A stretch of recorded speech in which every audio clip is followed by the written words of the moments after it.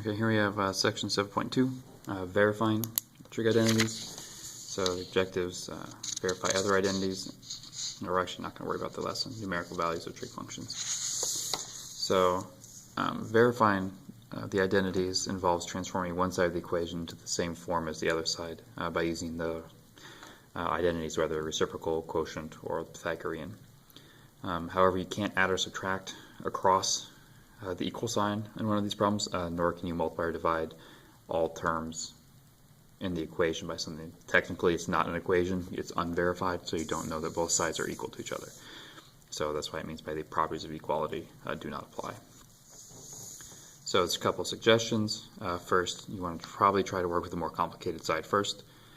You can substitute any of the basic substitutions, so it's like I said, reciprocals, quotients, Pythagoreans. You can factor, you can multiply terms together as long as you stay on one side of the equal sign. You can always multiply by things equal to 1, so by sine over sine, cosine over cosine, all of that's allowed. And you can express the functions in terms of sine and cosine if worse comes to worse. That means everything will reduce to those. So there's a couple examples here. It's kind of hard to do simply because there's any number of ways this can work. So the first one here, verify that the secant squared minus the tangent times the cotangent is equal to the tangent squared. So you can make any substitution you want. The first one I'm going to make is the fact that the tangent squared and the cotangent tangent are reciprocals. So it gives me this. Those tangents cancel.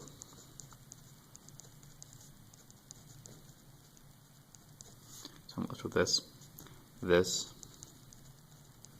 is equal to the tangent squared. So that's how you verify. So your end goal is to have both sides of the equation be the exact same thing. So this example, a little bit more complicated. Sine over the cosecant plus cosine over the secant is cosecant squared minus cotangent squared. So the first thing I'm going to do is separate these guys into multiple terms. So it's going to be sine A times 1 over the cosecant of A plus the cosine of A times 1 over the secant of A. It's cosecant squared minus cotangent squared. So over here, 1 over the cosecant is the sine. So this is sine A times sine A. Same thing's going to happen here. That's cos A times cos A. I'm not going to mess with this side yet.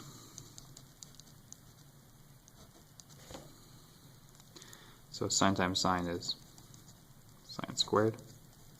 Cosine times cosine is cosine squared. So if you notice, I'm only working with one side of the equation. This is equal to 1.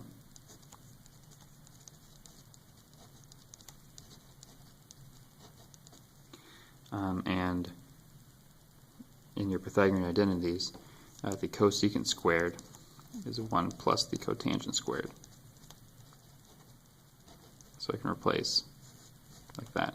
Here, the two cotangents cancel, 1 equals 1. So left side is equal to the right side. You have a true statement. That's verifying trig identities.